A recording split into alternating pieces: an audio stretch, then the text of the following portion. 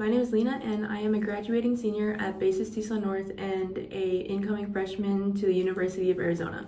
I'm working at the Lance Lab, and our lab focuses primarily on airway remodeling in chronic pulmonary diseases as a result of environmental exposures, and currently my lab is focusing on airway remodeling caused by arsenic exposure. My lab's main question is, what are the main mechanisms of arsenic that lead to the development of pulmonary disease? Airway remodeling is a consequence of inflammation, which is marked by three things: the initiation of epithelial cells, the amplification of immune cells, and the epithelial cells to mesenchymal stem cells for tissue remodeling.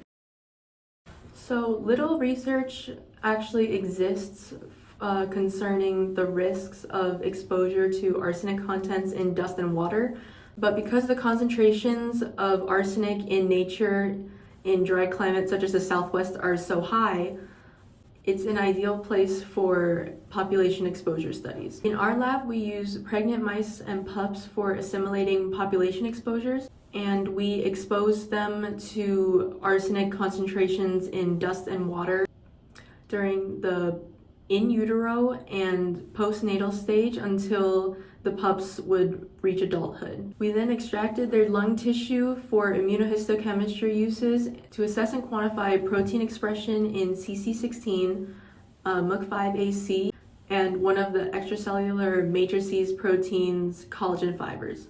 And by observing the phenotypic alterations in these tissues, we can determine the disease state and the change in the overall structure and function of the airways. Examples of these disease states are chronic inflammation by goblet cell hypersecretion, which is represented by mucin expression, TERT expression of anti-inflammatory proteins such as depleting levels of CC16, and airway remodeling as shown in collagen buildup.